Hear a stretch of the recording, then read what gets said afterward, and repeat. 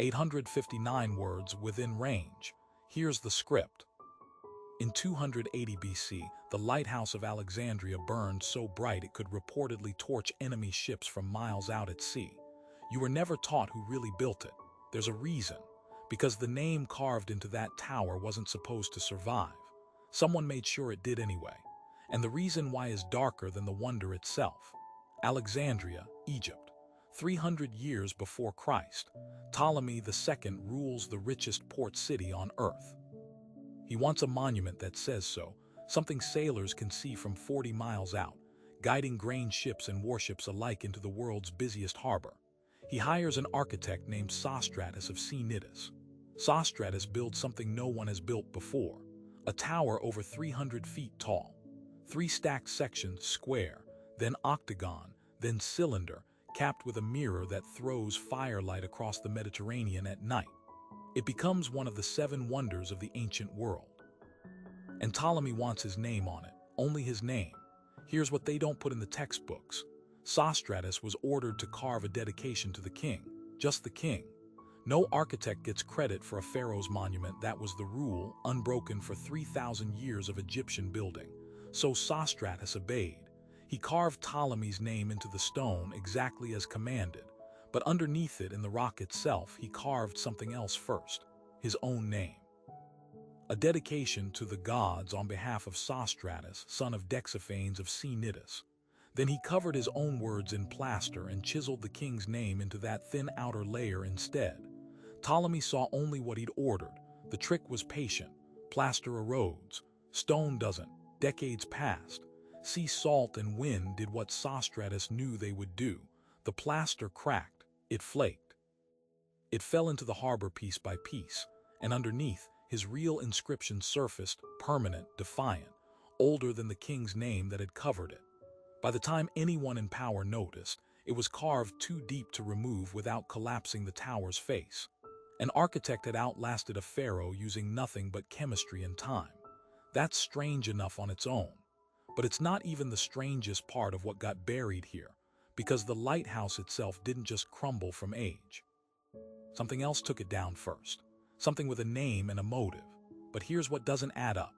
Standard story says earthquakes destroyed the Pharos, one in 956, worse ones in 1303 and 1323, until nothing stood but rubble.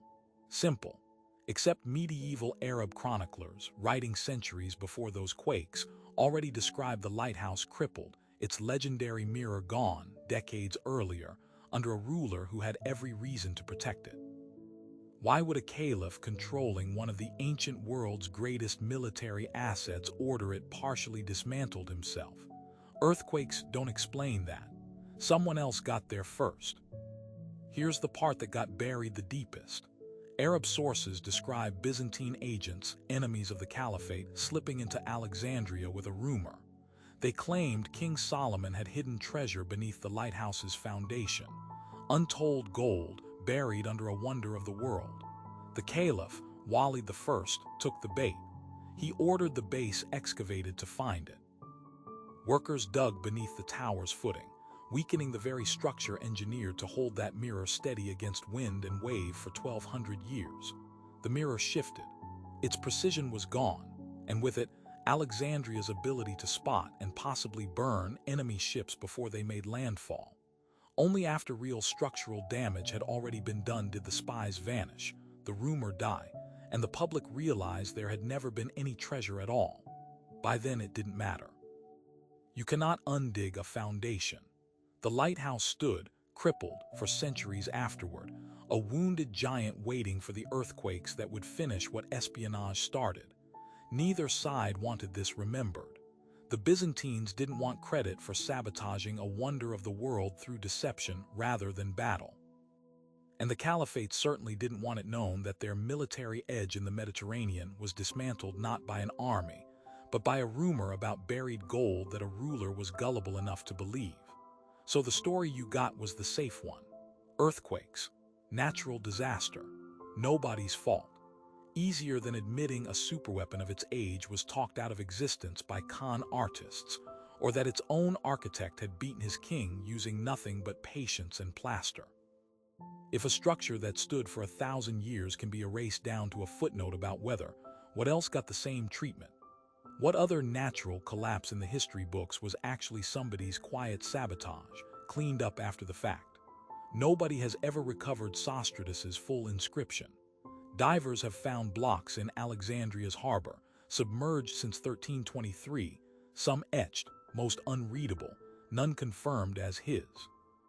Somewhere down there, in 15 feet of Mediterranean water, an architect's real name might still be waiting to outlast the king who tried to erase it. Nobody's looking very hard.